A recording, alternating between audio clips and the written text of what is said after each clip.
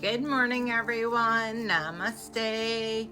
We are going to call in Archangel Michael to clear, cleanse this space of all negative and lower vibrations, placing the white light of protection on us and his blue seal.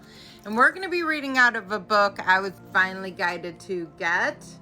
It's called Hathor Material, Messages from an Ascended Civilization by Tom Kenyon.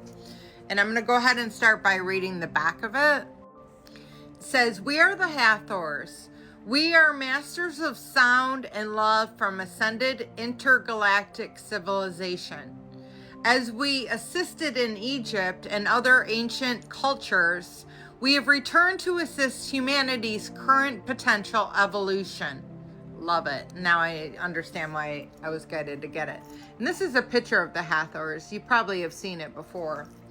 It says, "You are poised at a monumentous time in history of consciousness on this planet. Something is occurring that has never occurred before. And it is joy for us to participate with you once again and to enter into a conscious awareness," which is probably why the pyramids are activating at this time and they're finding those tunnels and all that cool stuff, because we are prepared to now do it again on Earth. So divine timing.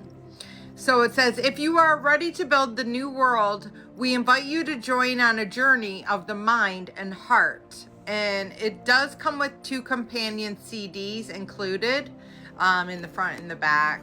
Just as a heads up, if you were to purchase the book.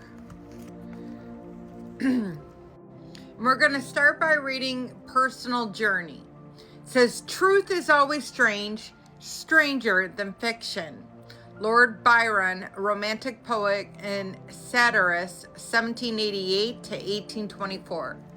And it says, "Reality is merely an illusion, although a very persistent one." And that's by Albert Einstein, physicist, Nobel Prize winner, 1921. It says, "This chapter is not indispensable to the material in the book. It is a description of some parts of my personal life before I encountered the Hathors." I'm going to bypass that and I'm going to move on to in his journey, where it says the Hathors and their message. It says, "The Hathors are a practical lot, even if they are non-corporeal beings who live in the light realms. They also have a deeply affinity for humans and a great sense of humor. In my mind, the two go together, actually. I mean, how could you possibly have fondness for us humans if you did not have a well-owned sense of humor?" And I myself am very humorous. I am very, very sarcastic. "In all the years that I have known them, that would be over 20 years now, they have never been dogmatic regarding their views on nature of reality or the potentials they see for human consciousness. They also never told me what to do. It's not in their nature. In fact, if you encounter a being that says he or she is a Hathor and then begins to tell you what you must do, then you are not dealing with a Hathor." And because of free will in general, most beings are not going to tell you what to do. They can give you like references, insight, but they're not going to tell you what to do.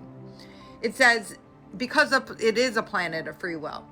"If I might be so bold to summarize a large body of information that they have shared with me over the last 2 decades, it would be this. Number 1, you are a miraculous being who lives in a world that is continually shifting between seemingly divergent expressions, i.e. matter and energy.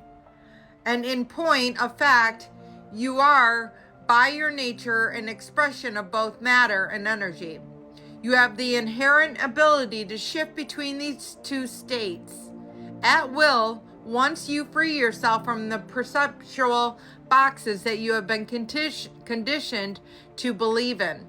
Number 2, your ultimate nature is transcendent in both time and space.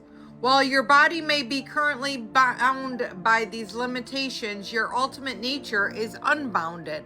meaning that we are a soul living a human in this human experience. We are not of our body. Our body is of our soul. Our soul is different than our body. We can transcend.